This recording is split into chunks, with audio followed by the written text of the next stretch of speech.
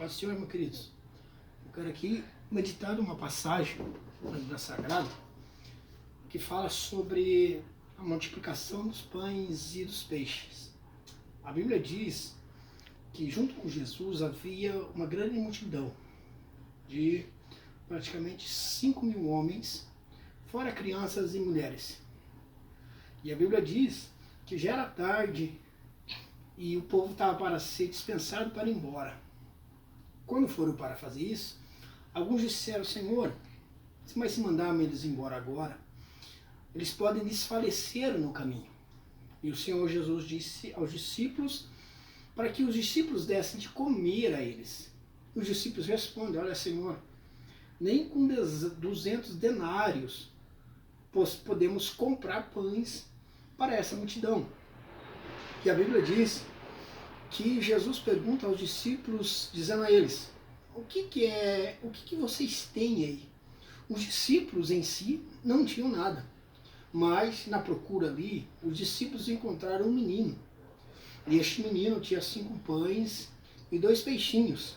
E a Bíblia diz que eles pegaram esses 5 pães e 2 peixinhos e levaram até Jesus, entregaram na mão de Jesus. E Jesus ali deu uma ordem aos discípulos, dizendo assim: olha, assentai o povo em grupos de 50 e em grupos de 100.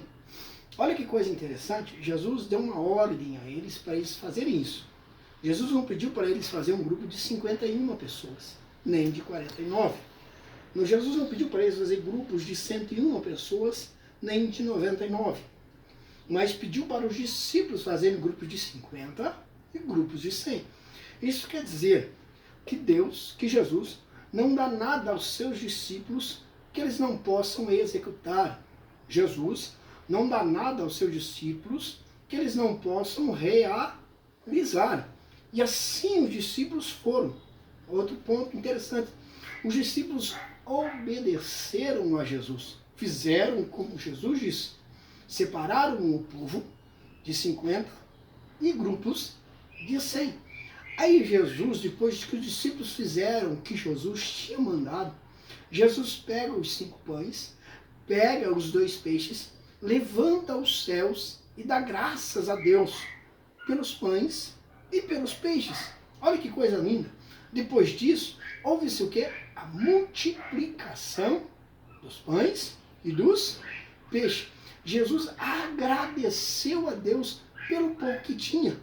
E quando somos gratos pelo pouco que muitas das vezes achamos que temos, pelo pouco que temos, e agradecemos a Deus, Deus faz milagres. Isso quer dizer que se temos uma vida grata a Deus, grata a Jesus, por tudo, irmão, mas por tudo que nos acontece, o milagre pode acontecer.